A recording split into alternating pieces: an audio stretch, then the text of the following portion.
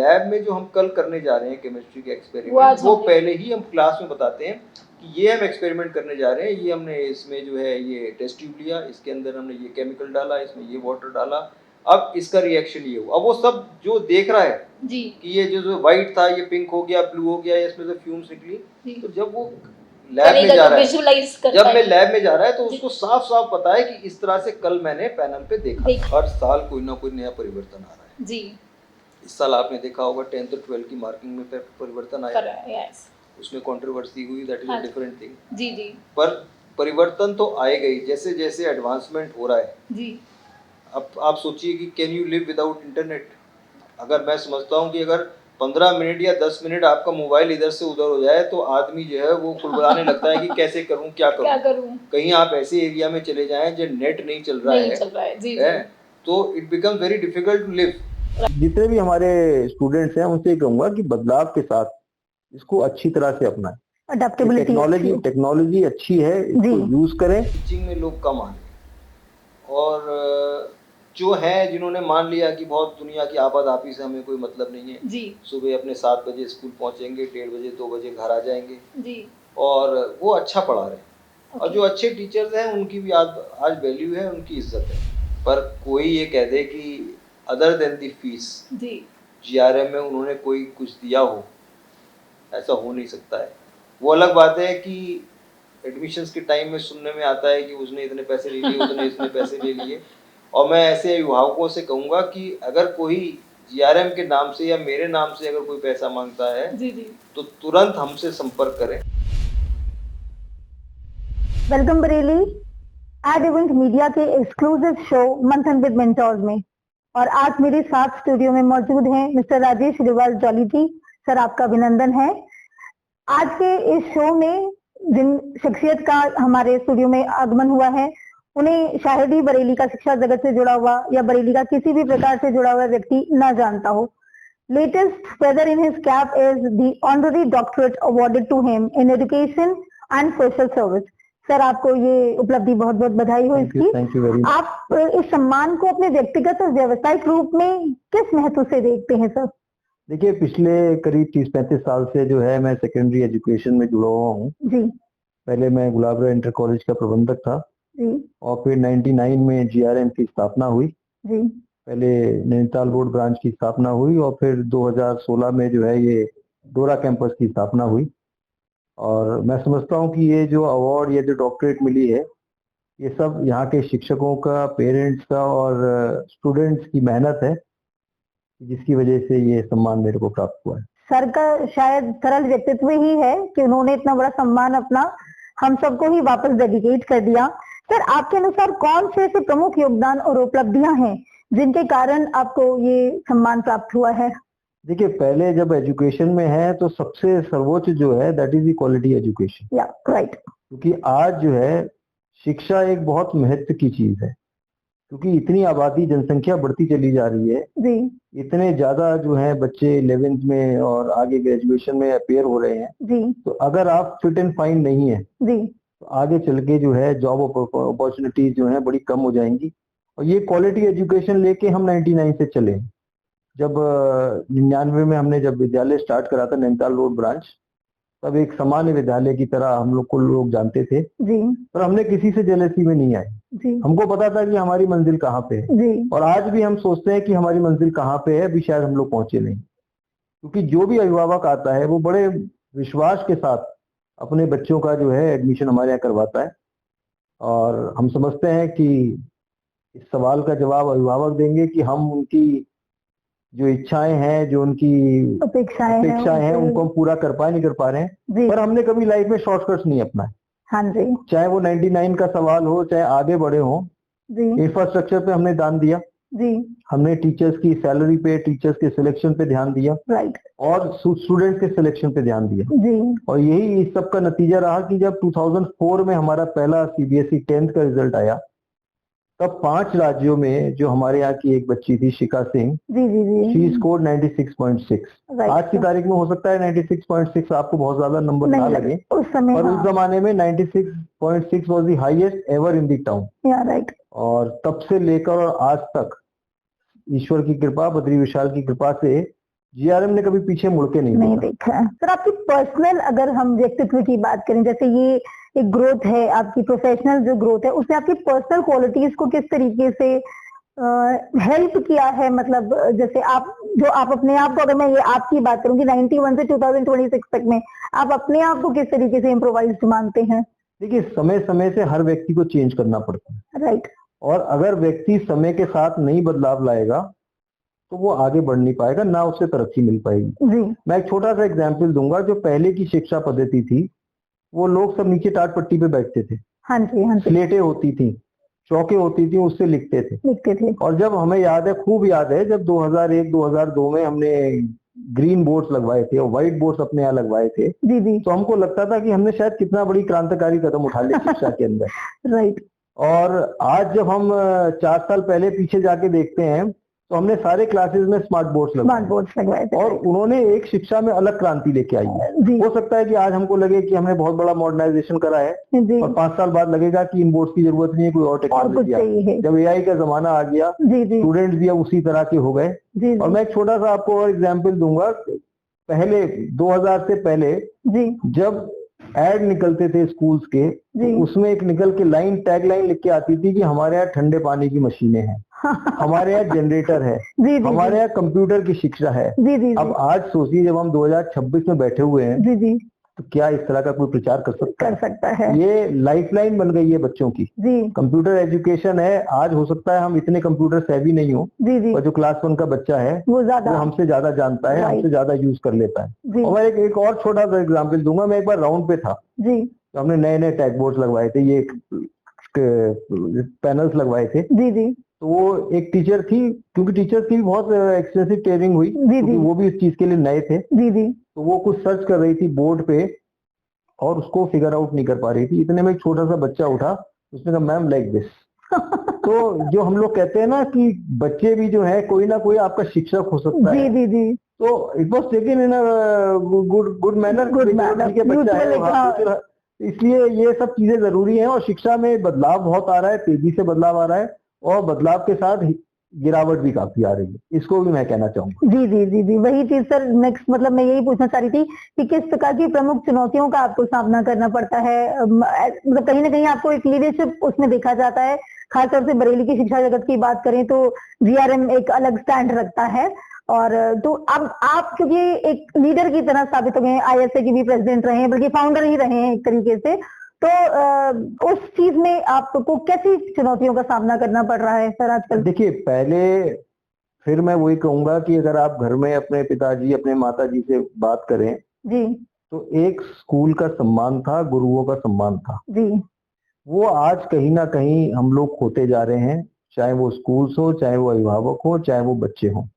अब आपने देखा होगा कि एक डिबेट चली है नॉन अटेंडिंग की, कि क्लास 10th के बाद जो बच्चा 11th में आता है, वो ऐसे स्कूल में जाना चाहता है जहां उसे स्कूल तो ना जाना पड़े, बस उसका नाम जुड़ जाए वहां जुड़ पे, जाए। जिससे कि वो बोर्ड एग्जाम में अपेयर हो जाए।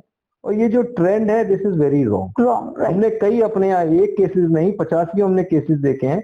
अच्छे बच्चे जी जो हमारे यहाँ जिन्होंने 10th पास करा, जिनके 96-97% आए थे, वो केवल इसलिए, उनके पेरेंट्स भी आते हैं, हम भी उनकी काउंसलिंग करते हैं कि साहब आप क्यों जा रहे हैं, पर नहीं साहब बच्चे का मन है, यहाँ जाएगा वहां जाएगा। और ये देखते हैं कि 6 महीने बाद जो है बच्चा हमारे पास वापस आ जाता है। वापस आ जाता है।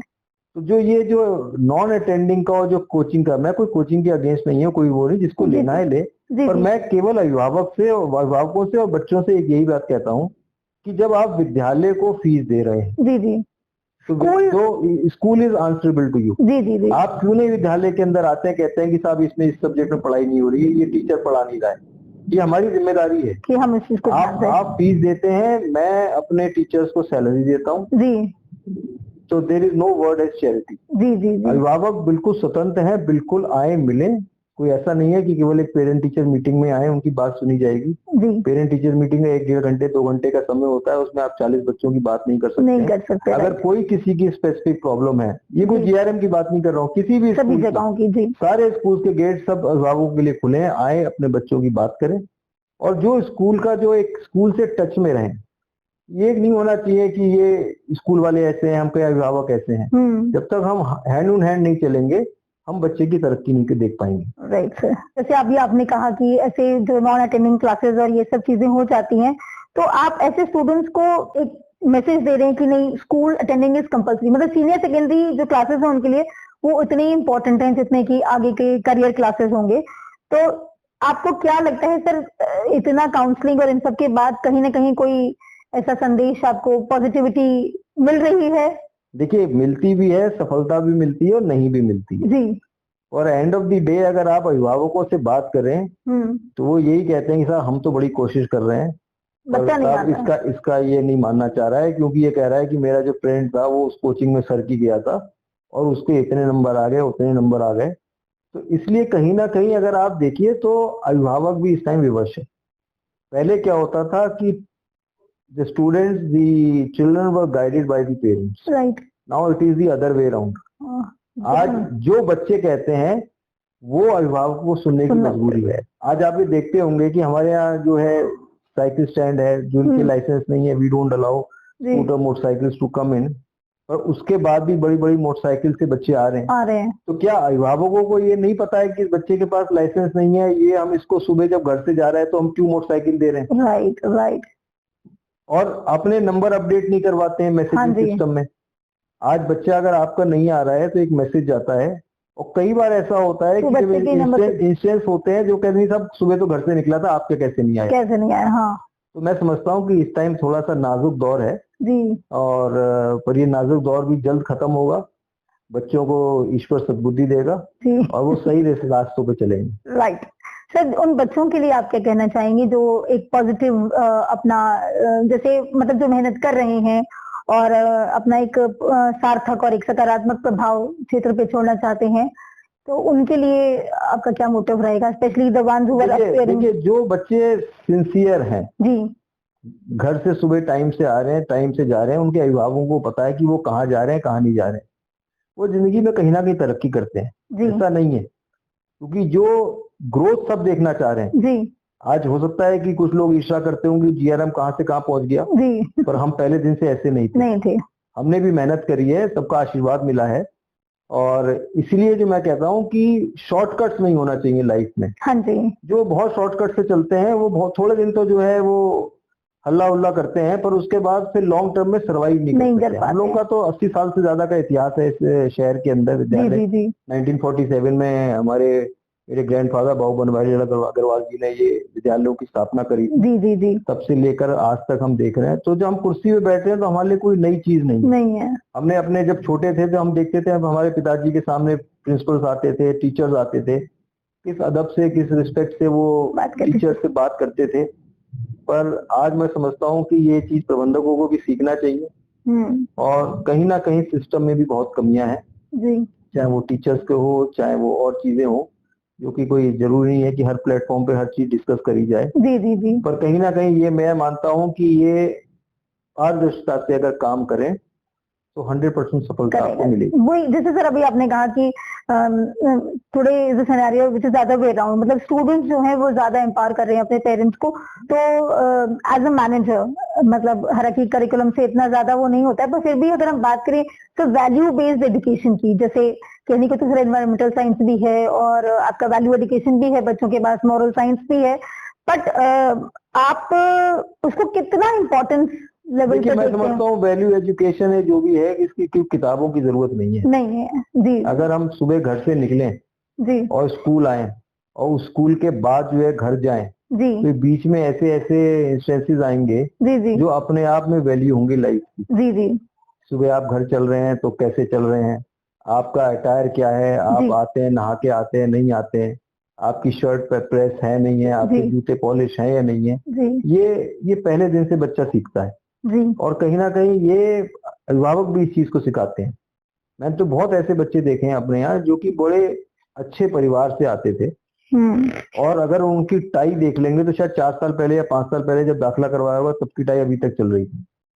और जो परिवार बड़े निम्न परिवार से बच्चे आ रहे हैं उनको आप सामने खड़ा कर देंगे तो आप कह नहीं सकते हैं कि बच्चा उस परिवार का है। राइट। इसलिए थोड़ा सा बच्चों को अपनी जिम्मेदारी समझना चाहिए, क्योंकि अभी बहुत बड़ी उनकी लाइफ है, अभी लाइफ की स्टार्टिंग भी नहीं हुई। जी 11 12 होता ही क्या है, कुछ भी नहीं, उसके बाद ही स्टार्टिंग है, ये तो अभी बेस बन रहा है आपके बेस life बन का। रहा है। सर आप यदि हम यहाँ पे पर्सनल अचीवमेंट्स की बात कर रहे हैं आपके, तो आपके संस्थान में जो शैक्षणिक उच्चता है और विद्यार्थियों के जो ओवरऑल डेवलपमेंट, होलिस्टिक डेवलपमेंट की बात करते हैं, उसके बीच में संतुलन कैसे मेंटेन करते हैं सर? देखिए बच्चे अच्छा कर रहे हैं एकेडमिकली तो अच्छी बात है, पर डिसिप्लिन में भी कहीं ना कहीं जीआरएम होल्ड्स अ प्लेस। देखिए तो मैंने आपसे इसके क्या कहा, balance में- लाइफ में discipline is very important. Right किसी फेज में हो, अगर आप खेलें तो ऐसा खेलें कि फिर आगे पीछे ना सोचें, जी, जब पढ़ें तो ऐसा सोचें कि पढ़ने के अलावा कुछ नहीं है। नहीं करना है। अब आप ये सोचिए कि मोबाइल आपका बगल में रखा हुआ है और जरा सी मैसेज की घंटी बजी और आपने तुरंत देख लिया कि फेसबुक पे किसका आया, व्हाट्सएप जी, पे जी। किसका आया, तो it is disturbing you. Yes sir. तो जो आपको लाइफ का जो टाइम मैनेजमेंट है वो इस तरह से करना है कि हर चीज के लिए समय हो। जी आज जो हमारी सेकेंडरी एजुकेशन है वो बड़े नाजुक दौर से गुजर रही है, जैसे मैंने आपको पहले बताया जी कि आज हमारी 180 टू 190 डेज ऑफ वर्किंग नहीं है, जबकि जो सीबीएसई का जो करिकुलम है that is design for 220 days.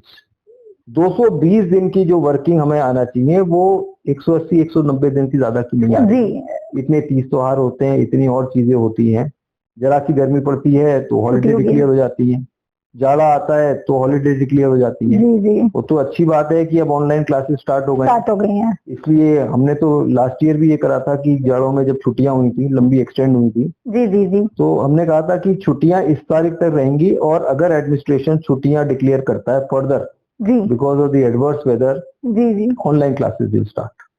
तो क्योंकि जितना भी अब आपके पास समय 30 दिन का बैकलॉग है, 180 दिन 190 दिन की जगह अगेंस्ट 220, जी जी आप ये 30 दिन का बैकलॉग कैसे पूरा करेंगे?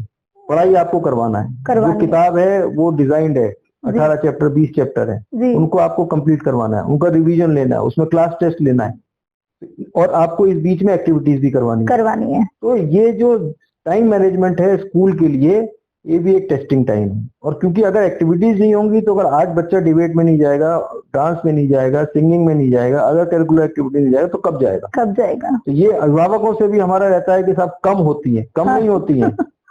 We can not do all this in the sake of academics. Academics should be given top priority. Right क्योंकि और कई स्कूल्स ऐसे होते हैं, सॉरी टू से, अब 20 चैप्टर्स हैं, उनका सिलेबस कंप्लीट नहीं हुआ, उन्होंने बाद में कह दिया था these 2 chapters will not come in the exams, not realizing that these last 2 chapters are the base for the next class. Right. तो ये हर चीज जो है वो समझने की होती है। जी जी और कई बार इसमें हमारी अभिभावकों से थोड़ी वो भी होती है, फिर वो बाद में यही कहते हैं कि नहीं सर ठीक है, पढ़ाई तो करवाना पड़ेगी। हमारा ये मानना है कि अगर कोर्स में कोई किताब लगी है जी जी तो जब हम अपने बच्चे को फाइनल एग्जाम में ले जाएं तो उसको कंप्लीट होना चाहिए with revision with class test. Right sir. Sir जो एडेड टेक्नोलॉजीज हैं, जैसे कि आपने बताया अपनी यात्रा के दौरान, अगर हम शिक्षण यात्रा की बात करें आपकी, कि आपने बताया कि आपने सबसे पहले ग्रीन बोर्ड फिर व्हाइट बोर्ड, तो अब जो है वो एलईडी पैनल्स भी आ चुके हैं। सर टेक्नोलॉजी का किस तरीके से आपके शिक्षण संस्थान में जो एक ग्रोथ हुई है उसमें क्या क्या चीजें अगर आप बात करें? पहले जब मोबाइल नहीं आया था और शुरू में जब मोबाइल आया था जी, तो हर आदमी को बड़ी दिक्कत होती थी कि इस मोबाइल को कैसे यूज करेंगे। आज जो बच्चा 1 साल और 2 साल का होता है वो भी अब हाथ में मोबाइल लिए घूम रहा है, वो भी यूज कर रहा है। और जो हम देख रहे हैं, विजुअल्स हम देख रहे हैं, उसमें ग्रैस्पिंग पावर बहुत ज्यादा होती है। मैं एक आपको छोटा सा एग्जांपल दूंगा। जैसे हमने जब स्मार्ट बोर्ड पैनल्स लगाए, आपको एक हार्ट का डेमोन्स्ट्रेशन करना है क्लास में, जी पीरियड होता है 40 मिनट का। हाँ जी हो सकता है किसी टीचर की ड्राइंग बहुत अच्छी हो, किसी की इतनी ना हो। जी जी अब उसने जैसा कैसा करके उसने हार्ट बनाया जी 20-25 मिनट में। अब उसके बाद 15-20 मिनट बचे क्लास के, जब तक उसने एक्सप्लेन करा वो बेल बज गई, हाँ। दूसरी टीचर आई, उसने मिटाया और चल दी। अब इसमें क्या है, इसमें हमने देखिए इसमें सबके इनके पैकेजेस दे रखे हैं। वहां पर यूट्यूब है एड फ्री, प्लस हमने जो है एक्स्ट्रा मार्क्स से जो है इसके अलग हमने वो ले रखे हैं बुक्स के हिसाब से। अब आपने टीचर को मुश्किल से 1 मिनट लगता है, उसने पैनल पे फीड करा ह्यूमन हार्ट। ओके जैसे ही उसने ह्यूमन हार्ट फीड करा, पूरा ह्यूमन हार्ट का स्ट्रक्चर आ गया उसमें। अब वो हार्ट पूरा धड़क भी रहा है, उसमें ब्लड भी चल रहा है और उसमें इतना एडवांस पैनल्स हैं कि आप उसको स्टॉप करके लेबल भी कर सकते हैं। Okay and you can take a screenshot of that particular picture. अब आपको सॉइल ओरिजिन दिखाना है जी, केमिस्ट्री लैब में जाके आपको केमिकल्स के बारे में बताना है, तो वो जो आप एक्सपेरिमेंट वहां पे करेंगे। अब केमिस्ट्री लैब इतनी बड़ी है आपकी, एक टीचर है, जी अब सारे बच्चे तो उसके ऊपर नहीं टूट पड़ सकते हैं। जी जी जी तो वो जो लैब में जो हम कल करने जा रहे हैं केमिस्ट्री के वो आज एक्सपेरिमेंट, वो हमने- पहले ही हम क्लास में बताते हैं कि ये हम एक्सपेरिमेंट करने जा रहे हैं, ये हमने इसमें जो है ये टेस्ट ट्यूब लिया, इसके अंदर हमने ये केमिकल डाला, इसमें ये वाटर डाला, अब इसका रिएक्शन ये हुआ। अब वो सब जो देख रहा है जी कि ये जो व्हाइट था ये पिंक हो गया, ब्लू हो गया, या इसमें से फ्यूम्स निकली, जी तो जब वो लैब में करेगा जा तो रहा है, विजुअलाइज कर जब मैं लैब में जा रहा है तो जी। उसको साफ साफ पता है कि इस तरह से कल मैंने पैनल पे देखा था। देखा था। तो ये बहुत एडवांस चीजें हैं और आज की जरूरत भी है इनकी। जी सर, आने वाले 10 वर्षों में आप कौन से परिवर्तन ऐसे हैं जो महत्वपूर्ण लेवल्स पे आप देखना चाहेंगे? देखिए, हर साल कोई ना कोई नया परिवर्तन आ रहा है। जी इस साल आपने देखा होगा 10th और 12th की मार्किंग में परिवर्तन आया, यस उसमें कंट्रोवर्सी हुई, दैट इज हाँ। Different thing. जी जी पर परिवर्तन तो आएगा ही, जैसे जैसे एडवांसमेंट हो रहा है। जी अब आप सोचिए कि can you live without internet? अगर मैं समझता हूँ कि अगर 15 मिनट या 10 मिनट आपका मोबाइल इधर से उधर हो जाए तो आदमी जो है वो कुड़कुड़ाने लगता है कि कैसे करूं, क्या क्या करूं। करूं? कहीं आप ऐसे एरिया में चले जाएं जब नेट नहीं चल रहा नहीं है, चल रहा है। जी जी है, तो it becomes very difficult to live. Right बीच में जब थोड़े दिन एक थोड़ा सा ऐसा टाइम आया था जिस दिन ये यहाँ बरेली में कुछ हुआ था तो हाँ जी। इंटरनेट बंद था। जी जी जी तो आप देखिए, क्योंकि एवरीथिंग केवल फेसबुक और व्हाट्सएप नहीं, हाँ उसके अलावा भी sir everything, your bank, your everything is link to your internet and हाँ। Through your phone. राइट आपको कोई भी अगर करना है तो आपका आधार से आपका जुड़ा हुआ है, ओटीपी आना है, वो देना है, काम होना सब है। चीज हो रही तो है। मैं नहीं समझता, बदलाव तो आएंगे। और जी। मैं और जितने भी हमारे स्टूडेंट्स हैं उनसे कहूंगा कि बदलाव के साथ इसको अच्छी तरह से अपनाएं। अडेप्टेबिलिटी टेक्नोलॉजी अच्छी है, इसको जी। यूज करें। और जैसे हमारे यहाँ 12th के पास आउट जाते हैं तो मैं तो कहता हूँ कि जो भी आपके फ्रेंड्स हैं इनका एक अच्छा ग्रुप बनाइए, सबके आप ईमेल आईडी लीजिए, सबके अपने व्हाट्सएप नंबर लीजिए, और भगवान न करे कभी आप बेंगलोर में हैं और आपका स्टूडेंट आपके साथ पढ़ा हुआ वो भी बेंगलोर में है, in case of any trouble you can get in touch with him. जी और या जो आपके सीनियर्स हैं उनसे भी आप टच में रहिए। हो सकता है वो किसी यूनिवर्सिटी में गए हो विद वेरी हाई होप्स, तो जी जाके पहुंचे होंगे तो उनको लगा होगा कि ऐसा कुछ नहीं है। नहीं है। तो ये आप, वो बेचारा फंसा हुआ है तो आप क्यों फंसे? जी इसलिए बेटर है कि एक अच्छा ग्रुप बनाइए, अपने सीनियर्स है, अपने जूनियर्स को भी राय दीजिए। जी और career counselling is very important. Important. क्योंकि पहले क्या था कि आपने जो है साइंस ली तो आपने बीएससी कर ली, हाँ एमएससी कर जी। ली, आगे बढ़ गए। पर अब तो सबकी ब्रांचेस हो गई हैं जी और बहुत ज्यादा स्कोप है। पहले मुझे खूब याद है कि जब 10th का रिजल्ट आता था तो जिसके सबसे ज्यादा परसेंटेज आते थे, क्या चाहिए सर? पीसीएम चाहिए। पीसीएम चाहिए। एक ये था कि अगर आपने पीसीएम ले लिया तो आप जो है थोड़े हाई कॉलर्ड हो गए, आपने अच्छा काम करा है। इंजीनियर डॉक्टर पर, बनी पर जाएंगे। अब ऐसा कुछ नहीं है। कॉमर्स के बच्चे जो हैं वो उनके बहुत बड़े सारे excellent करे। एवेन्यूज हैं, ह्यूमैनिटीज के बहुत सारे हैं, बायो के बहुत हैं। तो अब चारों जो स्ट्रीम्स हैं, जी ये आर्ट्स भी है, बहुत अच्छे चल रहे हैं। एंड ऐसा नहीं है कि जो टॉपर है वही केवल जो है पीसीएम लेगा, जो बेचारे के 50% नंबर है वो कॉमर्स लेगा या ह्यूमैनिटीज लेगा। तो ये परिवर्तन आया है शिक्षा में। सर, जो यंगस्टर्स मतलब टीचिंग को अपना प्रोफेशन बना रहे हैं, एक तो ये हो गया कि ऑलरेडी जिसको सब सर्वाइवल में है, जो यंगस्टर्स जो टीचिंग का प्रोफेशन, उनके लिए आप क्या कहना चाहेंगे? क्योंकि सर देखिए, ये बात तो है कि आजकल प्रोफेशनल ज्यादा हो गई हैं चीजें। टीचिंग में मैं आपको बताऊं, लोग कम आ रहे हैं ओके इस तरह के, क्योंकि अब मैं बहुत ज्यादा आपके चैनल पे कह नहीं सकता हूँ कुछ जी। बातें, पर टीचिंग में लोग कम आ रहे हैं। और जो है जिन्होंने मान लिया कि बहुत दुनिया की आबाद आपी से हमें कोई मतलब नहीं है, जी सुबह अपने 7 बजे स्कूल पहुंचेंगे, 1:30 बजे 2 बजे घर आ जाएंगे, जी और वो अच्छा पढ़ा रहे हैं। और ओके जो अच्छे टीचर हैं उनकी भी आज वैल्यू है, उनकी इज्जत है। हमारे यहाँ भी कम से कम 20-25 साल पुराने टीचर्स हैं। जी जी और मुझे बड़ी खुशी है कि, और मैं समझता हूँ कि एक यार्डस्टिक भी है, अगर आपके यहाँ इतने टीचर रिटेन हो रहे हैं, इतने साल से आपके यहाँ हैं, हाँ, तो मैं समझता हूँ कि वो विद्यालय की जो कार्य पद्धति है उससे खुश हैं। और उसके दूसरा एंगल भी है कि उनकी कार्य से हम खुश हैं, इसीलिए रुके हुए हैं। तो दोनों ही एक दूसरे को जब काम कर रहे हैं, इसका मतलब खुश है तभी काम कर रहे हैं। राइट सर, आप जैसे क्योंकि इतना टाइम हो गया है आपको, तो अगर हम आपकी लेगेसी की बात करें तो किस तरीके की लेगेसी छोड़ना चाहते हैं सर? देखिए, ईश्वर की कृपा से 5 पीढ़ियों का हम लोगों का इतिहास है। जी जी और मैं चाहता हूँ कि जहां से मैं छोड़ के जाऊं उससे आगे आने वाली पीढ़ी उसको और आगे बढ़ाए, जी और ईश्वर उनको सद्बुद्धि दे। क्योंकि कोई भी इंस्टीट्यूशन को बनाना जो है कोई छोटा मोटा कार्य नहीं होता है, नहीं क्योंकि होता है। हमने 3 इंस्टीट्यूशंस अपने हाथ से बनाए हैं, तो हम हाँ समझ जी। सकते हैं कि कितनी मेहनत, कितना डेडिकेशन और कितना जी। परिश्रम जी, लगता है एक संस्था को खड़ा करने खड़ा में। करने कोई में from the संस्था जो है, scratch किया है संस्था जो है actually। कोई ईंटे गारे की कोई चीज नहीं है। नहीं होती है। ईंटे गारे तो कोई भी लेके बना देगा। आज मेरे पास 2-5 करोड़ रुपए और ज्यादा हो, मैं और इसमें हाई फाई संस्था बना सकता हूँ, और उस ईंटे गारों के बाद उसमें क्या आप संस्कार देते हैं, जी, that is very very important. Important. Sir, आपकी जो एजुकेशनल जर्नी है, because like you started all the things from scratch, है ना, एज सच कोई ठीक है, मतलब ग्रैंडफादर जी ने आपको शुरू किया था, सब कुछ था, पर जो आपकी एजुकेशनल जर्नी है सर, उसके लिए आप अपना प्रेरणा स्रोत किसे मानते हैं सर? देखिए, ये मैं आपको बताऊंगा 95-96 की बात है। जी। मैं अपने बेटे त्रिजित के एडमिशन के लिए गया था। कहाँ गया था, किसके यहाँ गया था, ये तो मैं नहीं आपके चैनल पे बताऊंगा। पर हाँ, ये जरूर है कि जब मैं गया था तो उस जमाने में डोनेशन के 5,000 रुपये मेरे से मांगे गए थे। ओके। तो कहीं ना कहीं मुझे ऐसे लगा कि हमारा परिवार 1947-48 से जो है शिक्षा के क्षेत्र में है, भले ही वो हिंदी मीडियम से हो, जी जी। पर एक से एक स्कॉलर्स हमारे यहाँ से निकले, चाहे वो डॉक्टर्स हो, सीए हो, बिजनेसमैन हो। और आज ये हमारी स्थिति है कि हम अपने बच्चे के लिए लाइन में खड़े हैं और हमें 5,000 रुपये देने पड़ रहे हैं।